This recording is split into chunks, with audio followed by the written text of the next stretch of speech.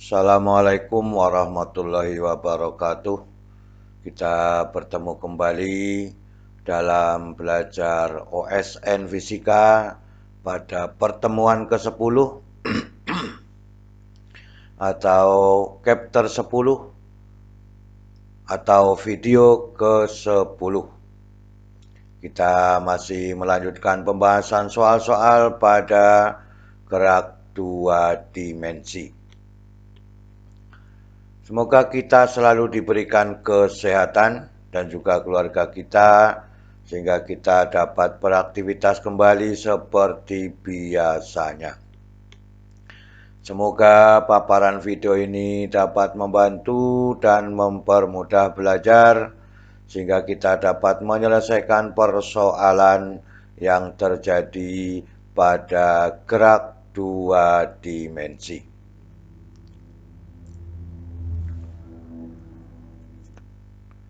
Kita lihat pada soal yang pertama. Sebuah bola elastis dijatuhkan di atas bidang miring. Bola tersebut terpantul dan jatuh pada bidang miring pada titik yang berbeda. Begitu seterusnya, ini gambar yang disediakan. Ada jarak D1 sampai dengan D2. Kemudian masing-masing membentuk sudut theta sebelum pantulan dan sesudah pantulan. Pantulan kedua dan ketiga jaraknya adalah D23. Itu yang diinginkan. Jika jarak antara titik pertama bola jatuh dan titik kedua adalah D12, jarak antara kedua dan ketiga adalah D23.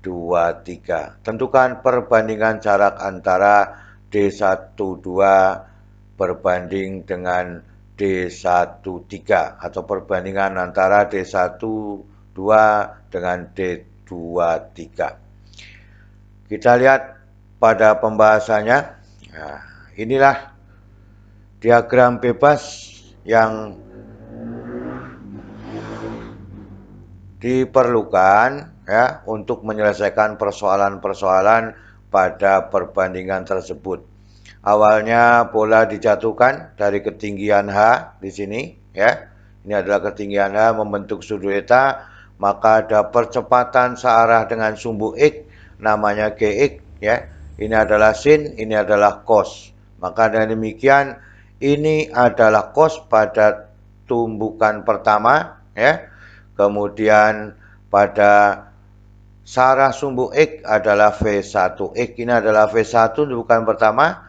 Maka tumbukan kedua nanti adalah V1 aksen, seterusnya dengan V1 aksen X dan V1 aksen Y. Ini adalah arah dari sumbu X, yang ke bawah adalah arah sumbu Y. Maka dengan demikian, sumbu X merupakan sumbu koordinat sepanjang bidang miring. Sumbu Y adalah tegak lurus permukaan bidang miring yang ditanyakan perbandingan D12 dibanding D23 sama dengan berapa. Kita lanjutkan. Inilah posisi awalnya, yaitu ada percepatan sebesar Gx, Ini adalah sebanding dengan Ax, Ini adalah sebanding dengan Ay. Maka dengan demikian adalah V1Y tumbukan pertama, Kemudian pada tumbukan kedua adalah V1 aksen Y dengan V1 aksen X. Ini pada tumbukan kedua nantinya. Di sini benda pada ketinggian H sebelum dijatuhkan, maka kecepatannya adalah V0 sama dengan akar 2GH. Kita teliti bersama-sama, Kecepatan awal bola sesaat sebelum menumbuk bidang miring, maka V0 sama dengan akar 2GH di sini, Nah, di sini. Kemudian komponen kecepatan awal sebelum membentuk bidang miring, membentuk sudut theta terhadap sumbu Y di sini, Maka dengan demikian, maka di sini juga ada V0X yang setara dengan sumbu X. Walaupun tidak digambarkan, tetapi V0X sama dengan V0 sin theta, kemudian V0Y ini adalah ke bawah negatif menjadi negatif V0 cos theta. Kemudian percepatan yang diperoleh pada sumbu X ini dengan sumbu Y pada sumbu X adalah AX sama dengan GX sama dengan G sin theta. Kemudian AY sama dengan GY sama dengan negatif G cos theta. Ini adalah peristiwa pada waktu benda mulai dijatuhkan sebelum terjadi tumbukan yang pertama. Maka dengan demikian bola menumbuk bidang miring secara elastis, maka komponennya ini sudah ada, ya, yaitu V1X dengan V1Y. Maka dengan demikian karena bolanya elastis berarti V1X sama dengan V0X sama dengan V0 sin theta, pada V1Y sama dengan negatif, ya, negatif. V0Y sama dengan V0 cos theta. Maka dengan demikian ini pada waktu mulai menumbuk bidang miring, ya, sehingga memiliki kecepatan V1X dengan V1Y. Maka dengan demikian gerak bola setelah tumbukan pertama itu menempuh jarak, ya, X1 sama dengan V1X dikalikan T ditambah dengan setengah AX dikalikan dengan T dikuadratkan. AX-nya sudah ada, ya, V1X-nya sudah ada. Maka dengan demikian X1 sama dengan V0 sin theta dikalikan T ditambah dengan setengah sin TG sin theta T kuadrat. Maka dengan demikian yang searah dengan sumbu Y dinamakan Y1, maka ada V1Y kali T ditambah dengan setengah AY, ya.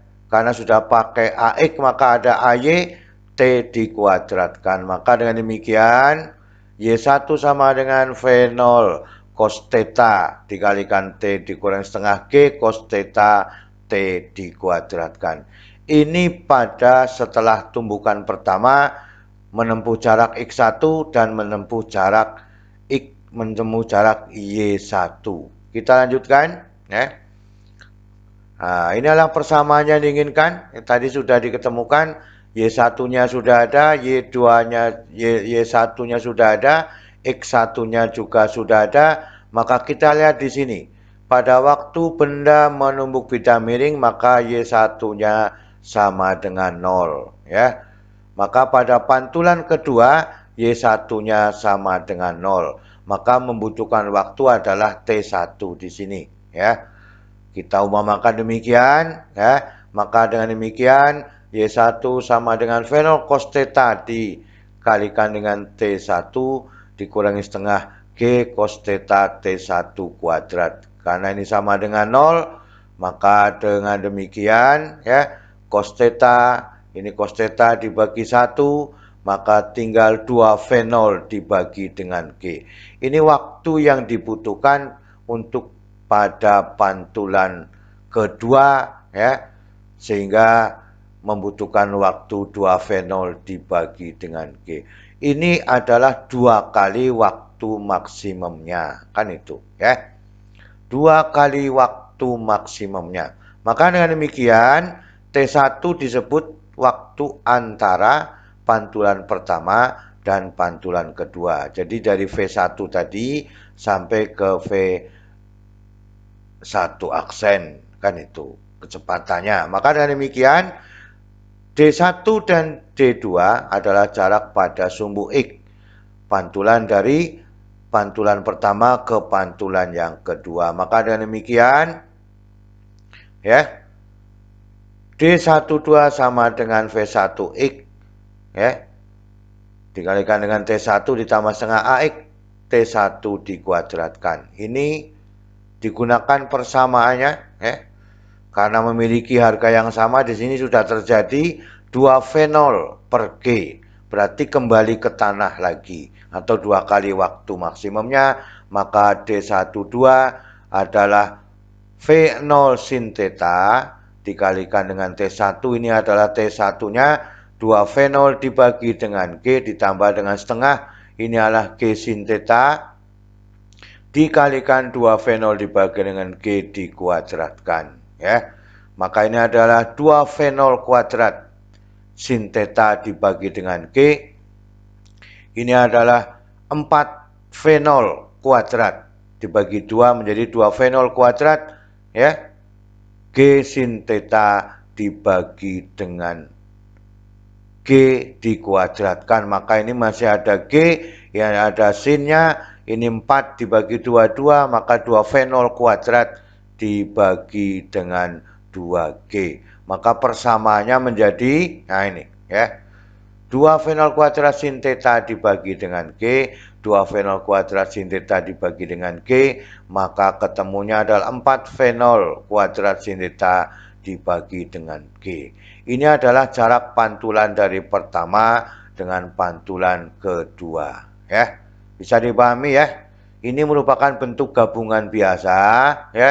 Pada X1, ya, itu adalah jarak yang kita sebut sebagai bentuk waktu dari T1, yaitu dari 1 sampai ke 2. Maka T maksimumnya menjadi 2V0. T maksimumnya adalah V0 per G menjadi sampai ke tanah 2V0 per G. Inilah persamaan yang diinginkan. Kita lanjutkan. Jarak, ya, jarak 23 pada sumbuknya adalah dari pantulan kedua dengan pantulan ketiga. Kita ingat, ini bentuk pantulan pertama, ya. Maka dengan demikian, kecepatan setelah tumbukan kedua, maka V aksen 1X. Nah, tadi V1X, ya. Maka kecepatan awalnya yang dipakai adalah V1X.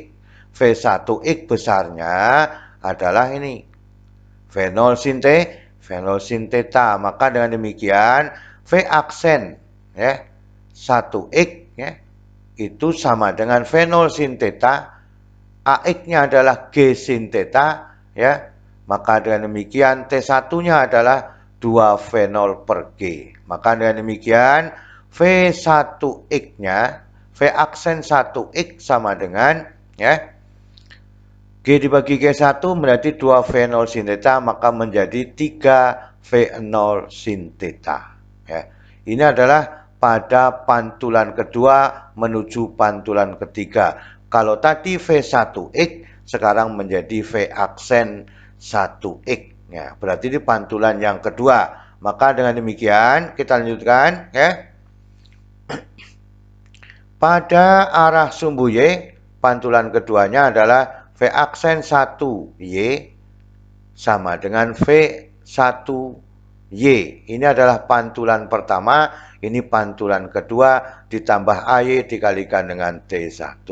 Maka dengan demikian, Y-nya adalah cos tadi, ya, V0 cos theta. Ya. V aksen 1Y adalah V0 cos theta, AY-nya adalah negatif G cos theta. Tadi sudah ada, ya. Maka dikalikan dengan 2V0 dibagi dengan G, ini bagi G1, maka masih ada negatif 2V0 cos theta. Maka ketemunya kembali lagi, ya, bahwa pada kecepatan pantulan kedua itu sama dengan arah pada besarnya sama dengan pantulan pertama pada arah sumbu Y, yaitu negatif V0 cos theta. Ya. Ini berarti V aksen 1Y sama dengan ini. Ya. Sama dengan, ya, V1Y dengan arah yang berbeda. Maka dengan demikian, sekarang kita lihat pada waktu antara pantulan pertama dan pantulan ketiga adalah T2, maka karena tadi sudah diketemukan 2V0 per G merupakan 2 kali waktu maksimumnya, maka harus sama dengan T2.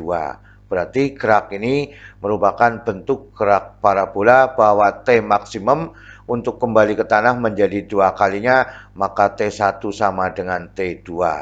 Maka dengan demikian, ya, jadi ini pantulan pertama, pantulan kedua, ini adalah pantulan ketiga, ya. Sama-sama ketemunya 3V0 sin theta. Ini pantulan kedua, ini pantulan yang ketiga, ya. Maka dengan demikian, kalau digabung seluruhnya V1X sama dengan V aksen 1X sama dengan V aksen 2X sama-sama menjadi 3 V0 sin theta. Ini keseluruhannya sampai akhir ya. Maka dengan demikian V aksen 1Y sama dengan V aksen 2Y, ini pantulan ketiganya menjadi sama-sama negatif V0 cos theta. Kan itu.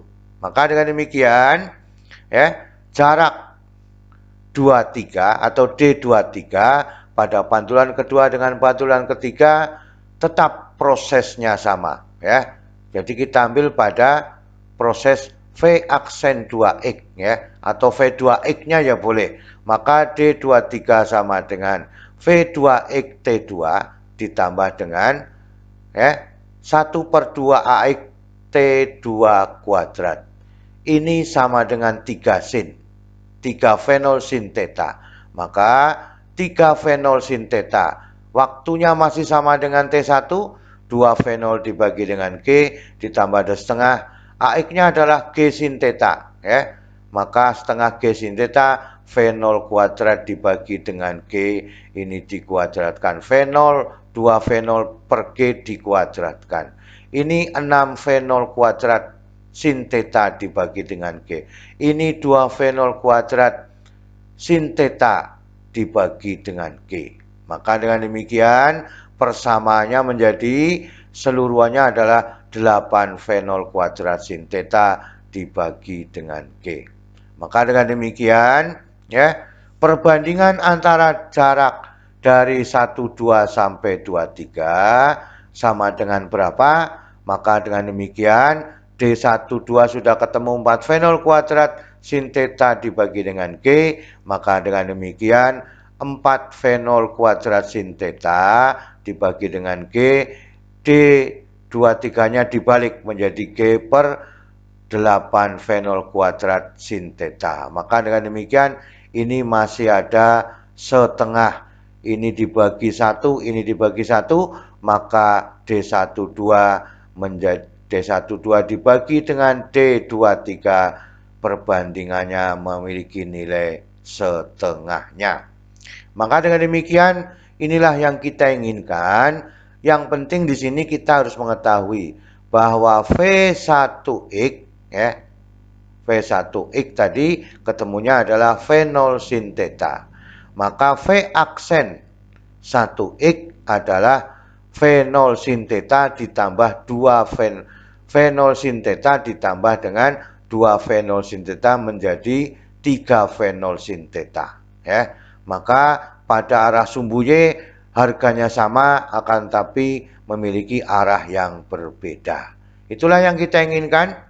Keseluruhan dari satu soal ini kita mencari perbandingan, akhirnya juga kita bisa membuktikan bahwa seluruh persamaan ini adalah akan kembali pada proses pada gerak parabolanya ya.